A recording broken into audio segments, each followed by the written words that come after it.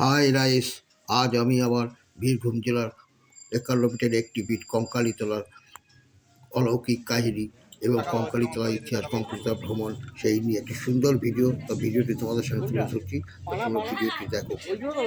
আজ এই ভিডিওতে বীরভূমের কঙ্কালীতলা সতীপীঠের এক অলৌকিক ইতিহাস আলোচনা করছি বা তোমাদের ভিডিওর মাধ্যমে দেখাচ্ছি। এই সতীপীঠ বীরভূম এর বোলপুর শান্তিনিকেতন স্টেশন থেকে 8 কিলোমিটার দূরে কোপাই নদীর তীরে অবস্থিত। তন্ত্র সাধনার জন্য তান্ত্রিকদের সবচাইতে পছন্দের জায়গা হলো এই কঙ্কালীতলা। নারায়ণের সুদর্শন চক্রের দ্বারা সতী মায়ের 51 খণ্ডে বিভক্ত দেহাংশের যে শেষ অংশ অর্থাৎ কোমরের কঙ্কাল এখানে পড়েছিল বলে এই তীর্থের নাম হয় কঙ্কালীতলা। এখানে মূর্তিহীন দেবীর আরাধনা হয়। এখানে সব ধর্মের মানুষ আসেন তাদের মনস্কামনা জানাতে। এখানে আসতে গেলে আপনাকে সোজা শান্তিনিকেতন স্টেশনে, রেলওয়ে স্টেশনে নেমে এখান থেকে টোটো ধরে কঙ্কালীতলায় আসতে হবে এবং এখানে নিয়ারেস্ট স্টেশনও আছে বোলপুর, সেখানেও আসতে পারেন।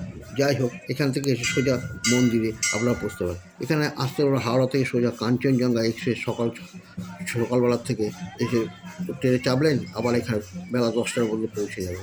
এখানে শান্তিনিকেতন থাকার জায়গাও আছে এবং কঙ্কালীতলায়ও এখানে থাকার জায়গা আছে এবং খাওয়া দাওয়ারও সুন্দর ব্যবস্থা আছে এই কঙ্কালীতলায়। এর তাছাড়া এখানে কঙ্কালীতলায় দেবাদিক মহাদেবের রুদ্র ভৈরব হিসাবে অবস্থান করেন। এখানে তার কাঞ্চীমা মহাদেব মন্দির আছে। হিন্দুদের কাছে একটি সুন্দর প্রতিষ্ঠান পুজো করার জন্য। এখানে লোক বহু দূর দূর থেকে লোক আসে তাদের মনস্কামনা জানাতে।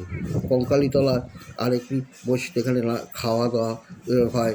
এই যে গাছটি দেখতে পাচ্ছেন, এটি সকল মনস্কামনা পূরণ হয়। দেখুন কাছে কত ভিড় এবং ধাগা বেঁধে গেছে, যাদের মনস্কামনা তারা এসে খুলে যায়।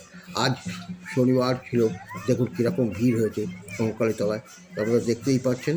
যাই হোক, ভিডিওর মধ্যে আপনারা দেখুন, খুব ভালো লাগে, খুব সুন্দর ভিডিও। এই দেখতে চারিদিকটা আমাদের ঘুরে ঘুরে দেখাচ্ছি, দেখো কত সুন্দর জায়গা, কী পরিবেশ। এই পরিবেশে ঘোরার আদর্শ জায়গা কঙ্কালীতলা। এখানে সারা বছরই পর্যটনদের ভিড় থাকে, বিশেষ করে পুজোতে তো এত ভিড় হয় যা বলার মতো নয়। এখানে লোক অনেক ব্যবসা করে খাচ্ছে এই কঙ্কালীতলা মন্দিরকে কেন্দ্র করে। এই দেখুন মায়ের মূর্তিটা দেখাচ্ছি, কত সুন্দর মায়ের মূর্তি। এর মধ্যে ছবির মধ্যে, তার মধ্যে ছবিতেই পুজো হয় মায়ের মূর্তি, দেখতে পাচ্ছি। আপনাদের সঙ্গে তুলে ধরলাম। এই সামনে যে পুকুর, এই পুকুরেই শোনা যায় যে মায়ের কোমর অংশ পড়েছিল, তা এই পুকুরে কেউ স্নান করে না বা করে না। এই জলটা অতি পবিত্র।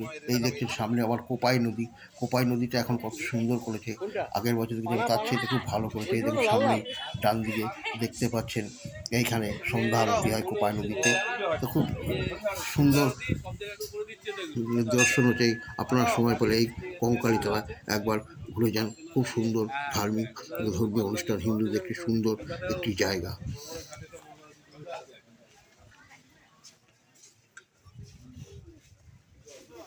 যাই হোক বন্ধুরা, কঙ্কালীতলা ভ্রমণ এবং কঙ্কালীতলা ইতিহাস আপনাদের সাথে তুলে ধরলাম। হয়তো ভালো লাগে, যদি ভালো লাগে তাহলে লাইক, শেয়ার, কমেন্ট, সাবস্ক্রাইব করবেন। আজ আমি এখানে রাখতে দেখা হচ্ছে পরের ভিডিওতে।